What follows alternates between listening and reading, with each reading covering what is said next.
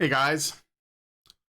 So today I want to talk a little bit about Wikipedia, specifically a little bit of a dust up that occurred involving one of the founders of Wikipedia.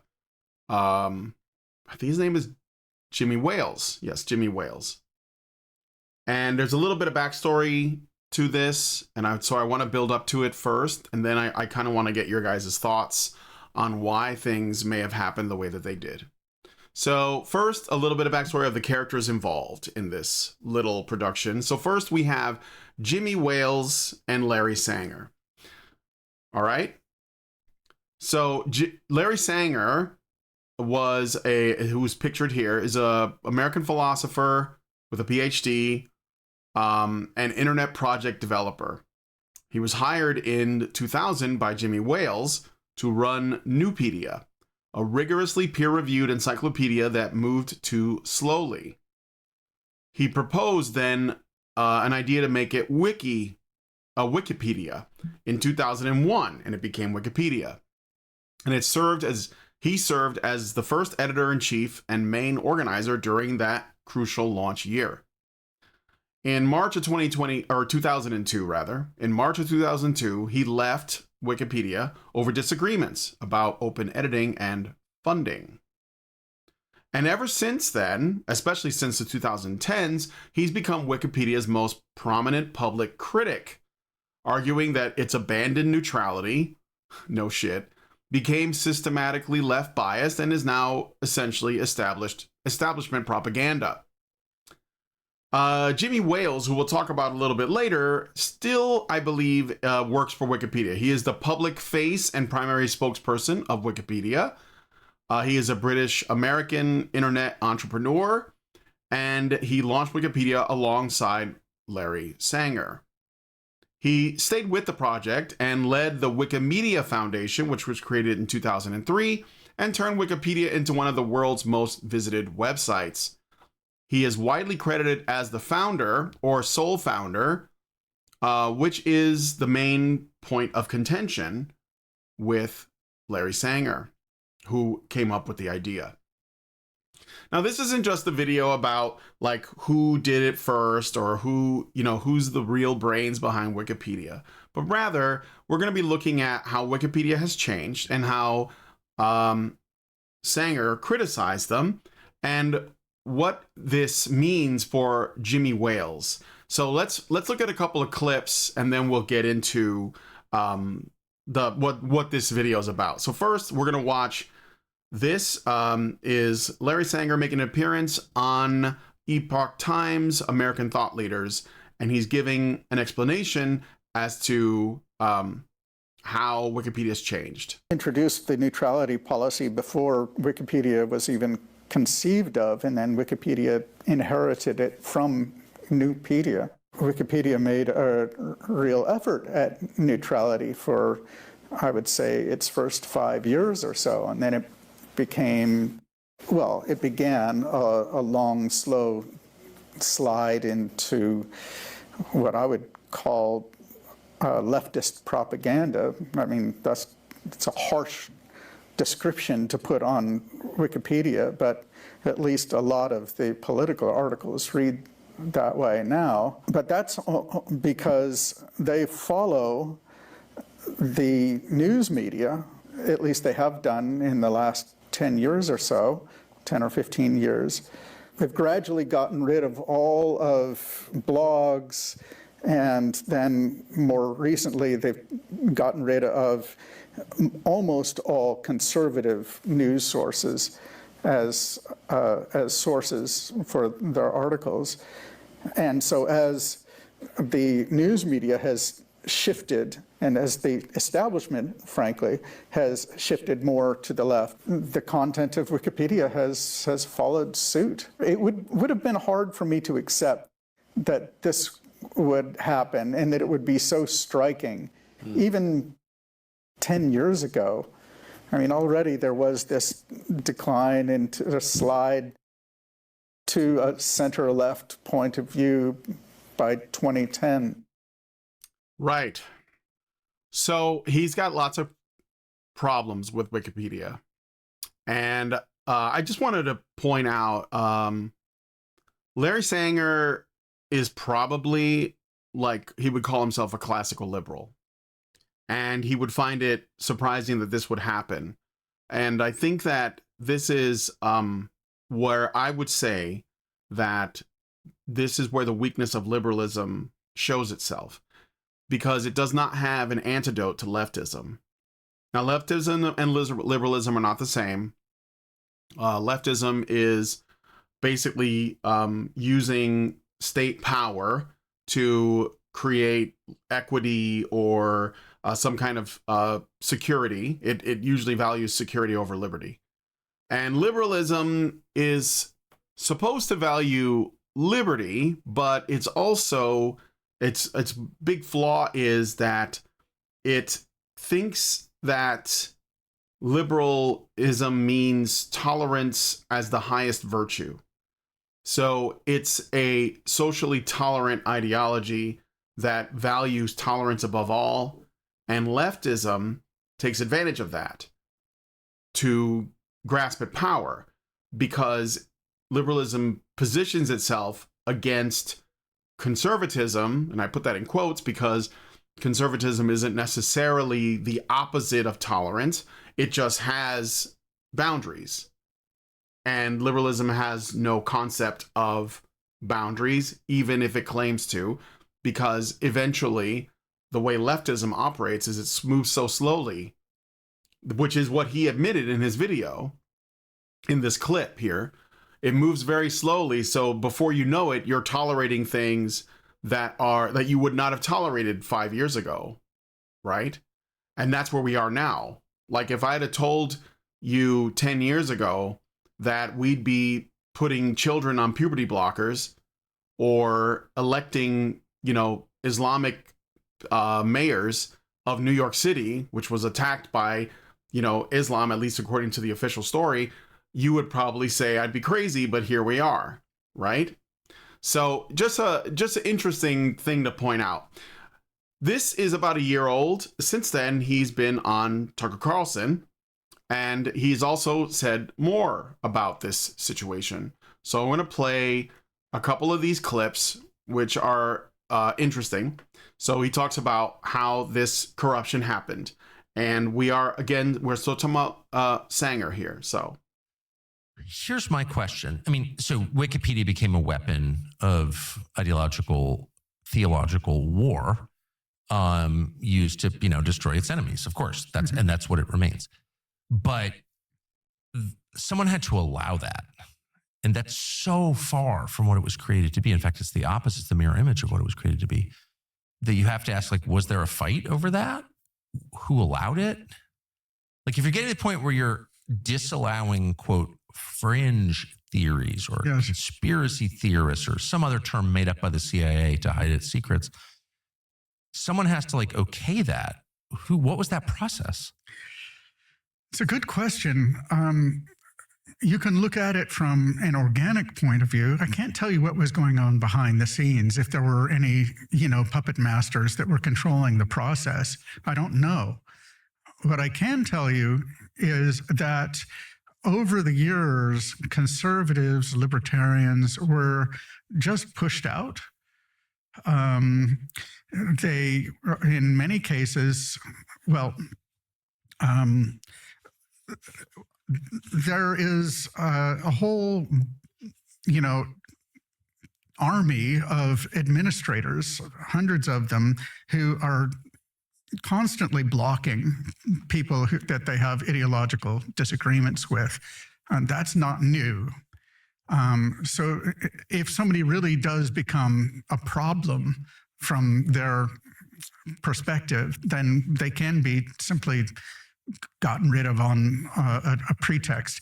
It's very difficult now. It's possible, but it's very difficult for conservatives to get into Wikipedia and actually play the game. But you have to play the game. And so he points out that it's basically become Reddit, I think. Let me know if you guys use Reddit, if that's what he's talking about. But it's become a place where he says libertarians and conservatives are pushed out. I would argue that it's basically non-leftist, period. Like all non-leftists, whether you're a libertarian, conservative, ANCAP, or, whatever, minarchist, monarchist, and also liberals get pushed out if they're not liberal enough. And by liberal enough, I mean leftist enough, really. Even leftists get pushed out. Like it was probably, he says center left in the other video clip. And I'm sure that the center left a year ago are also getting pushed out because this is the way leftism works. And I feel like I have to keep driving this home. We can't afford to attack people who are on the non-left, or at least, I don't know, try to distance ourselves from them because we don't see eye to eye on every single issue, because the left doesn't care about that. It's actually happy to exploit that. And I think that what we have to do is stop worrying about being called or labeled, some kind of, let's say, pejorative term like conservative. And when I say that, I'm not saying that conservatism is pejorative. I'm saying that it's used that way on people who are not conservative, like libertarians, for example. And libertarians get upset about that, and they say, well, first of all, I'm against them too, or whatever. But the truth is that conservatives are not silencing you, they're not censoring you, and they're not assassinating you. The left is. So we all have to stop doing this infighting stuff, and we have to recognize the real enemy here. And this is something that I have been trying to get people to see for a very long time. And I don't care if you're libertarian. I just care that you're not trying to kill me because I don't share your opinions, or if you're ANCAP or whatever. I think those are arguments that we can have after we've defeated the left. That's what I think. And it comes back to this whole thing for me was always about having a conversation. I wanted to encourage the conversation so we can see what is the best way forward. And the only way to do that is to challenge the ideas so that we get the best ideas. But the left doesn't want conversation. That's why they censor you, right? Because they want you out of the way. And they'll kill you if they have to. If that's what it comes down to, that's what they'll do. Because they did that to probably one of the most moderate conservatives ever, and they didn't care. So we have to stop doing that. We have to stop pretending like we are really different from the other people in the non-left. It's the only way forward. I mean, I'm sorry. And also, we have to understand too that there are people who have nothing to offer to the conversation, and so they don't need to be a part of it. They can try, but I think the left has basically proven that they have no arguments. They just have violence and will to power now. So arguing with them is probably going to be fruitless because they want you dead anyways. And I just, that's what they do. That's why they manipulate our information. That's why they lie right to our face, and they tell us why they're doing it. And I think we should just take them at their word and treat them thusly. So, all right. There's another clip. I have a couple clips on this Tucker Carlson thing I want to get to, some time codes. So they have a blacklist, and I think, again, you probably know this, but we're going to look at it anyway. So let's go here. There is now a blacklist called the Perennial Sources page that contains lists of dozens of conservative sources that are just not allowed. So if the only defenders of Tucker Carlson can be found in those other sources, then you won't be defended in the article about you, and they will call the article about you neutral. That's quite amazing. Who makes the decision on the blacklist? So there is a reliable sources group, essentially, that debates it. Now, there are people who spend the most time, probably are working full time for somebody on Wikipedia. They build up a lot of clout. What does that mean, working full time for somebody on Wikipedia? Well, there are PR firms, just for example, that do nothing but edit articles on Wikipedia in order to be able to insert desired factoids according to how people pay them, essentially. So it's a thing. Oh, yes. Wikipedia PR firms, essentially. So they have PR firms that are paid for by interested parties to essentially make sure that the information is curated appropriately. This is not what this kind of information was ever meant to be. So you have very powerful people trying to control the narrative about our reality, ultimately. Okay? So we're going to get to what Tucker Carlson was sort of like wanting to get to a certain point here about who is involved. We're going to let him talk about that. I think it's true as well. So let's do it. I'm sort of getting to one of my core concerns, which you've made me think is something to be concerned about, which is the influence of intelligence agencies on the work product of Wikipedia. It's very obvious to me, having been around that world a lot, that they're influencing some of the answers, some of the entries on Wikipedia. It's just like super, super obvious. It's part of the propaganda campaign, which is the real war, the info war. And like, you must have thought of that when you were building this thing. Like, man, the intel agencies could get involved and start changing the way people understand what they did, for example. No. You didn't? You never thought of it? No, I had no such idea. Not in 2001, in 2000, 2002. No, I mean, I was a babe in the woods. Yes, it wasn't until I think it was 2006, 2007, Virgil Griffiths did master's research. He came up with a tool called Wikiscanner that enabled people to look up the IP addresses of people who had done edits and who had edited which articles. And so they were able to find a whole bunch of edits coming from Langley. No. Oh, I didn't even know that. No, it's true. Not to brag. I could just tell by reading it, because I know what that is, right? So I sense.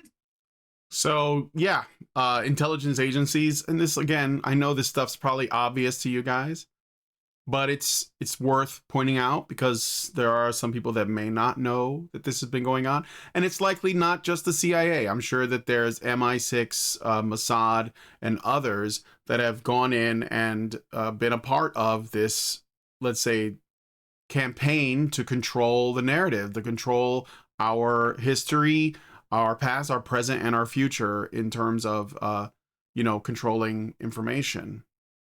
So, all right, I want to get into another clip here. So we get the sense now, right? We know that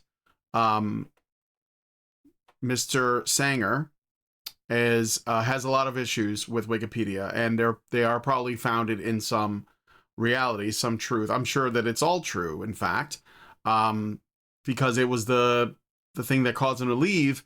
And I think Wikipedia might be losing its credibility, especially after this clip went viral of Catherine Mayer that is essentially saying Wikipedia is already biased in a bad way because, well, let's just let her tell us. For all my love for Wikipedia, I'm not here to sell you on its perfection. I do view it as pretty flawed. It is mostly accurate, yes, but it can also be inaccurate and incomplete at times. More importantly, though, it's as biased as we all are. As a source built on other sources, it reflects the world that we have built, and its emissions reflect the worlds that we could have lived. Its policies of sourcing offer preference to European models of reference to the written word, excluding, for example, oral traditions. It is famously... Notice she's saying, let me go back a little bit. So first she says it's biased, okay, and we know that it is, but her reasons for it are not what we would say. So it's biased because it uses a European model of language. So like English? Or like that, at least as the baseline for it. I'm sure that there's like versions of Wikipedia that are not in English. And then she says that it only uses like the written word and not oral tradition. So like, you know, societies that didn't have written language were not included. And that's bad for some reason. Not that we could help that. And I don't think that that means, I don't think that oral traditions are terribly reliable. Have you ever played telephone? But anyway, let's get the rest of it, because this is where it gets juicy, of course. It is famously written by men, about 80% of its contributors, which means that there's so much missing from the other half of the human experience, not just the other half. The inclusivity, the entirety of the human experience. It's not just that women and other non-binary and non-gender conforming individuals are missing from who writes Wikipedia. It also means that they're missing from the history and the experience of how society has been shaped and formed. And of course, it has been written by the victors. All of the peoples and countries and cultures that have historically not dominated our understanding of world history are also missing in many ways from the written word. So, again, and this is there's a lot of assumptions being made here. Like, obviously, the assumption is that if men are writing it, they're going to write in favor of, I guess, themselves. Like, they're not going to be objective. Like, they're incapable of it. And again, Wikipedia has its problems, but those are not the problems. But again, this is where we are. You know, she's a feminist, obviously. She blames patriarchy for everything. And I guess Wikipedia is patriarchy, even though it's literally like, you know, anti-male, anti-Western propaganda in a lot of ways, you know. So, all right. So now we're going to get to Jimmy Wales, the other founder and the current guy that's sort of like the front face or the face of Wikipedia. He made an appearance on Lex Friedman's podcast. And well, let's just let this speak for itself. He's obviously not thrilled with the stuff that his former partner Larry Sanger has been saying. So, do you find the controversy of whether you are the sole founder or the co-founder of Wikipedia ironic, absurd, interesting, important? What are your comments? So I would say unimportant, not that interesting. I mean, one of the things that people are sometimes surprised to hear me say is I actually think Larry Sanger doesn't get enough credit for his early work in Wikipedia, even though I think co-founder is not the right title for that. So, you know, like he had a lot of impact and a lot of great work, and I disagree with him about a lot of things since and all that, and that's fine. So, yeah, no, to me, that's like, it's one of these things that the media love a falling out story. Mm-hmm. So they want to make a big deal out of it. And I'm just like, yeah, no. So there's a lot of interesting engineering contributions in the early days. Like you were saying, there's debates about how to structure it, what the heck is this thing that we're doing? And there's important people that contributed to that. Yeah, definitely. So he also, you said you've had some disagreements.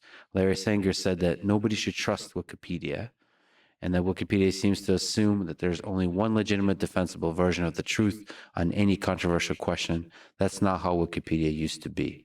I presume you disagree with that analysis. I mean, just straight up, I disagree. Like, go and read any Wikipedia entry on a controversial topic, and what you'll see is a really diligent effort to explain all the relevant sides. So, yeah, just disagree. So, on controversial questions, you think... Emphasis on relevant sides. You have to be careful with the language this guy's using. He's saying, oh, it's obviously ridiculous. Obviously. Look up any controversial issue. perspectives are generally represented. I mean, Yeah. because it has to do with the kind of the tension between the mainstream and the non-mainstream that we were talking about. Yeah, no, I mean, for sure. Like to take this area of discussion seriously is to say, yeah, you know what? Actually, that is a big part of what Wikipedians spend their time grappling with, is to say, you know, how do we figure out whether a less popular view is pseudoscience? Is it just a less popular view that's gaining acceptance in the mainstream? Is it fringe versus crackpot, et cetera, et cetera? And that debate is what you've got to do. There's no choice about having that debate, of grappling with something. And I think we do. And I think that's really important. And I think if anybody said to the Wikipedia community, gee, you should stop, sort of covering minority viewpoints on this issue, I think they would say, I don't even understand why you would say that. Like, we have to sort of grapple with minority viewpoints in science and politics and so on. But it's, and like, this is one of the reasons why, there is no magic, simple answer to all these things. It's really contextual. It sounds nice, but I think there's some interesting things going on there. Notice he says that he talks about viewpoints on Wikipedia in terms of their popularity. So this is a popular view, this is an unpopular view, this is a fringe view, like it's sort of like an outlier view versus a mainstream view. And that's kind of dangerous because when you're looking at, unless the Wikipedia article is in fact based on some kind of conversation around an opinion, you are making an appeal to consensus by stating that this is popular versus unpopular. All you have to do if you want to know whether or not Wikipedia is in fact biased is just look at the Gamergate entry for Wikipedia, which was corrected not just by a Chinese sort of alternative to Wikipedia, but also by Grokpedia, which is a new up-and-coming, let's say, answer to Wikipedia. Elon Musk started Grokpedia when he saw the Tucker Carlson interview that we just looked at and decided that there should be some kind of alternative. Now, Grokpedia has a ways to go. It's AI-powered, which could potentially like give us a little bit more neutrality. But I wouldn't put all my eggs in that basket yet, although I will say that Grokpedia has been much more fair on Gamergate and even my group, the Honey Badgers. If you look up Honey Badger Brigade on Grokpedia, not only will you find us there, but you'll find us being presented in a quite fair and objective way. And on Wikipedia, it's firstly completely out of date. It's hasn't been updated, I guess, in a while, or at least no one's bothered to try. And it's clearly biased. The men's issues and such on Wikipedia are not fair to us, let's say, not balanced per se. And it's because, again, it comes back to consensus. Wikipedia uses a lot of secondary sources, which is also a problem that Larry Sanger pointed out, because it's essentially getting the information from a source that has an opinion on the original source. So if you're like, well, what do, let's say, father's rights activists want, or what is the red pill, for example, and you'll get articles about the red pill which are negative, which are disfavorable, and they'll be presented as the information for the red pill, in the same way that when you're arguing with leftists, they will use leftist sources to back their arguments. Oh, I went to, this Berkeley College study, and I'm citing it at you now as though it's truth, but the Berkeley College study was leftist bias already. Like even and I've done a video about this, even the political compass that everybody likes to reference was made by leftists. So it's actually going to give you a skewed result because it's based on a perspective that already has a sort of moral framework of foundation that it builds on. So you're not going to get an objective answer from that. You're not going to get something fair. But anyway, I'm digressing. Sorry about that. So we have Jimmy Wales kind of coping here, trying to figure out a way to say, hey, you know, we're about as fair as we can be. And I think that this could be because maybe Wikipedia is struggling. I know that they do a lot of fundraising to try to keep the website going. And I think that they may have lost enough credibility that this could be an issue for them in the future, which might lean towards why he did what he did most recently. So he made an appearance on a podcast, called Young and Naive, I think. I'm not sure. And it was probably the shortest interview ever that they've ever done. That's what they said. So let's take a look at this. And this is, by the way, Jimmy Wales making an appearance here like he did on Lex Friedman, probably hoping to get some kind of softball interview where, you know, he gets to essentially sell Wikipedia, doing the rounds, trying to get support, and this didn't go very well for him. All right, new episode of Young and Naive. I have a new guest. Who are you? I'm Jimmy Wales, founder of Wikipedia. You're the founder or co-founder? Because I don't care. That's the dumbest question in the world. really? So he asked him if he's the founder or co-founder, because he opened by saying, I'm the founder of Wikipedia. And he says, that's the stupidest question in the world.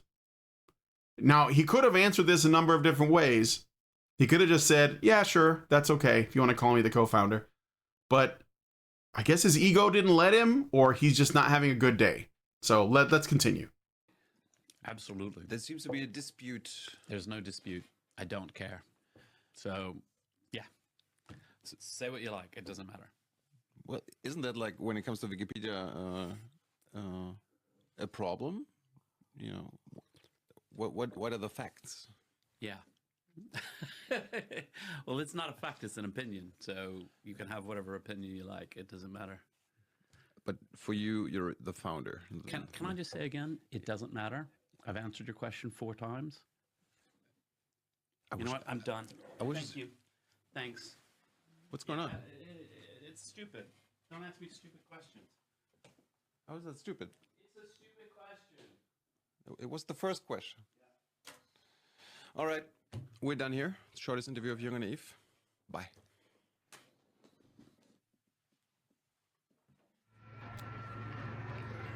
Roll credits.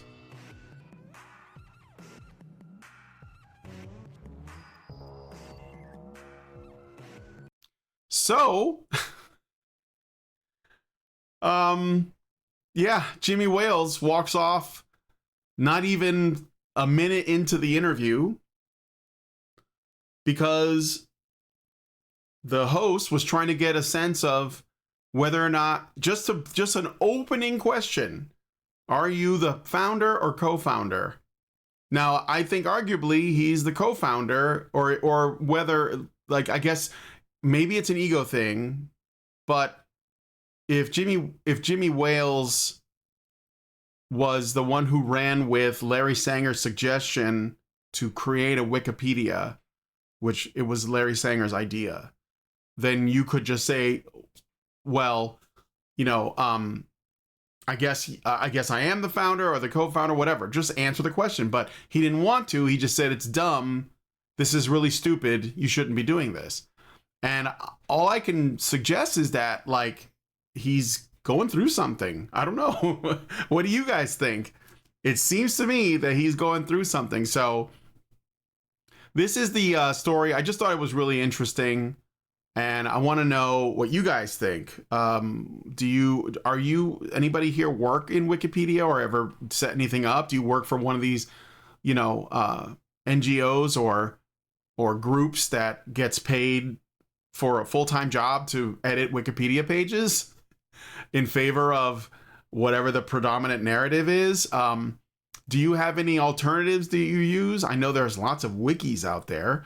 What do you think about Grokpedia? Have you ever looked at it? I don't know. Let me know what you guys think in the comments. I just wanted to share this really quick. Thank you guys so much for checking out this video with me and spending a little bit of time here at Honey Badger Arcade. Please like, share, subscribe, all that good stuff. And I'll see you guys in the next one. Long live Vivian.